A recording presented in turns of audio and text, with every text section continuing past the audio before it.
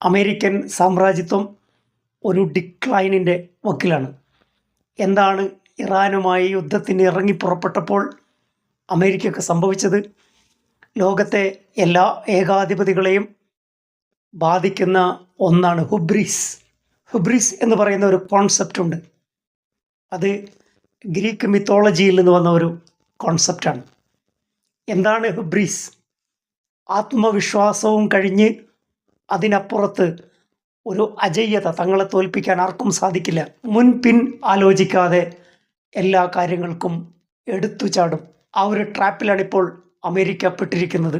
തങ്ങളെ ആർക്കും തോൽപ്പിക്കാൻ കഴിയില്ല എന്ന ചിന്താഗതി. ഇതാണിപ്പോൾ അമേരിക്കയെ അപകടത്തിൽപ്പെടുത്തിയിരിക്കുന്നത്. ട്രംപിന് ആത്മവിശ്വാസം നൽകുന്ന ഒരു നടപടിയായിരുന്നു വെനുസിലൻ പ്രസിഡൻ്റായ മഡുറോയെ അറസ്റ്റ് ചെയ്യുന്ന നടപടി. ആ ആത്മവിശ്വാസത്തിൽ നിന്നാണ് ഇറാനെ ആക്രമിക്കാൻ അമേരിക്ക ഇറങ്ങിപ്പുറപ്പെടുന്നത്. തങ്ങളുടെ പടക്കപ്പലുകൾ യുദ്ധമുഖത്ത് എത്തി നിൽക്കുമ്പോൾ എന്തുകൊണ്ട് ഇറാൻ ആയുധം വെച്ച് കീഴടങ്ങുന്നില്ല? ആ ഒരു പ്രതികാരം, അമേരിക്കൻ പ്രൈഡാണ് ഹംനയുടെ കൊലപാതകത്തിലേക്ക് നയിച്ചത്. എല്ലാ സാമ്രാജ്യത്വ ശക്തികളും വീഴുന്ന ഒരു ട്രാപ്പാണ് ഹുബ്രീസ്. തങ്ങളെ ആർക്കും തോൽപ്പിക്കാൻ കഴിയില്ല എന്ന ചിന്ത, കൃത്യമായ മിഥ്യാധാരണയിൽ നിന്നാണ് സാമ്രാജ്യത്വം അധപ്പതിക്കുന്നതും അസ്തമിക്കുന്നതും. യൂറോപ്പിൻ്റെ ഏതാണ്ട് എല്ലാ ഭാഗങ്ങളും ഹിറ്റ്ലർ കീഴടക്കുന്നത് കേവലം 2 വർഷത്തിനുള്ളിലാണ്. ഫ്രാൻസ് വീഴുന്നത് കേവലം 6 ആഴ്ചക്കുള്ളിലാണ്. പോളണ്ടിനെ ഹിറ്റ്ലർ കീഴടക്കുന്നത് 1 മാസം കൊണ്ടാണ്.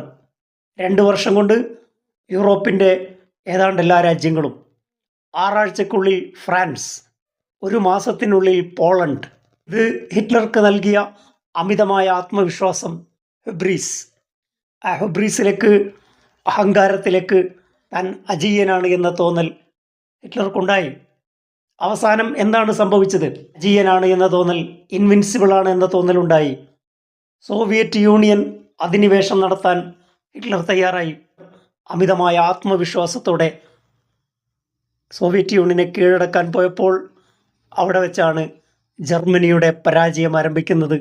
ഹിറ്റ്ലറുടെ ജർമ്മൻ സൈന്യം പരാജയം ഏറ്റുവാങ്ങുകയും ചെയ്തു.